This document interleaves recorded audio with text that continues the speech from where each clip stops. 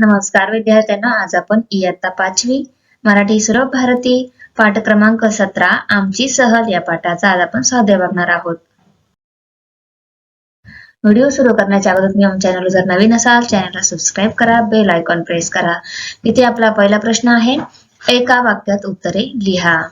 प्रश्न अ, मुलांची सहल कोठे गेली होती? उत्तर, मुलांची सहल आमराईत गेली होती. हा प्रश्न, सहलीला जाताना मुलांनी काय काय सोबत नेले होते? उत्तर, सहलीला जाताना मुलांनी जेवणाचे डबे, पाण्याच्या बाटल्या व चित्रकलेचे साहित्य सोबत नेले होते.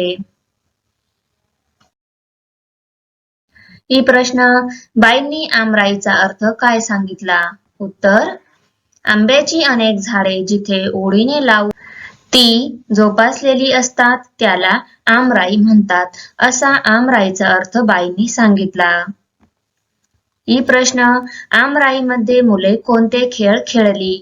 उत्तर, आमराईमध्ये मुले लपाछपी, शिवना पाणी व ऊन सावली हे खेळ खेळली. प्रश्न दुसरा, ऊन सावली, शिवना पाणी यांसारखे तुम्ही कोणकोणते खेळ खेळता त्याची माहिती सांगा. उत्तर, आम्ही खेळतो ते खेळ खालीलप्रमाणे. विषामृत, या खेळात ज्याच्यावर राज्य आला तो इतरांना पकडायला धावतो. ज्याला पकडले जाते त्याला विष मिळते. तो मुलगा खाली बसतो. इतर मुले त्याला शिवून अमृत देण्याचा प्रयत्न करतात. अमृत दिल्यानंतर तो पुन्हा खेळू शकतो, पण राज्य असणारा मुलगा इतरांना अमृत देण्यापासून रोखतो. अशा प्रकारे हा खेळ सुरू राहतो. आंधळी कोशिंबीर, या खेळात राज्य येणाऱ्या मुलाच्या डोळ्यांवर पट्टी बांधली जाते. त्याने इतरांना त्यांच्या पायाच्या, हाताच्या आवाजावरून पकडायचे असते. ज्याला पकडले जाईल त्याच्यावर राज्य येतो. मग त्याच्या डोळ्याला पट्टी बांधली जाते. अशा प्रकारे हा खेळ खेळला जातो. सोनसाखळी, या खेळात ज्याच्यावर राज्य त्याने एकाला धावत जाऊन पकडायचे. मग त्या दोघांनी मिळून तिसऱ्याला, मग त्या तिघांनी चौथ्याला असे पकडत जायचे असते. साखळी बनवत जाऊन एकेकाला बाद करायचे असते. रंग रंग रांगोळी, रंग कोणता?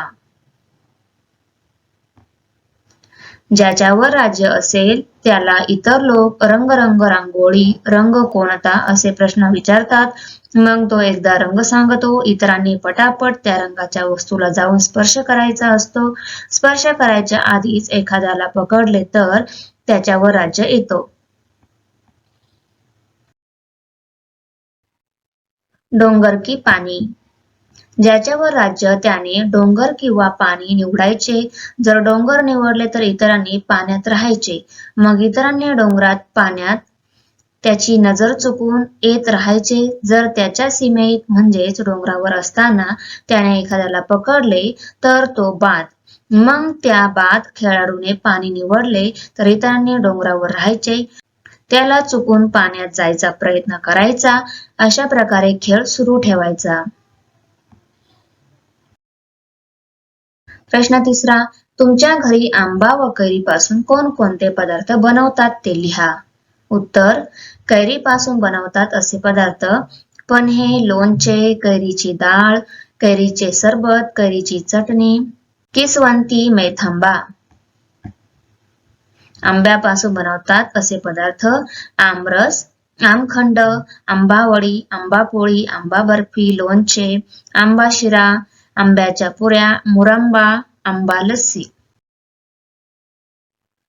प्रश्न चौथा, तुम्ही सहलीसाठी गेलेल्या ठिकाणाचे वर्णन वर्गात सांगा. उत्तर, यंदा आम्ही कर्नाळा पक्षी अभयारण्याला भेट दिली.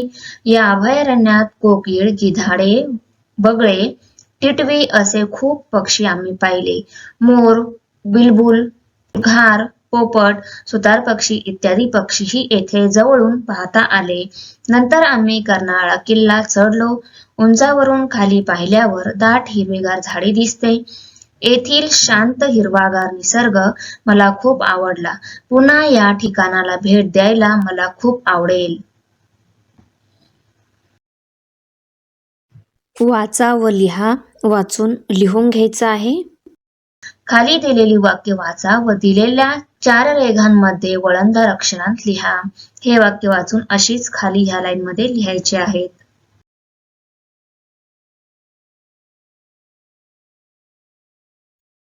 व्हिडिओ आवडली असेल तर आमच्या चॅनलला सबस्क्राईब करा, बेल आयकॉन प्रेस करा, लाईक करा, कमेंट करा आणि शेअर करा. तर भेटूया पुढच्या व्हिडिओमध्ये. बाय.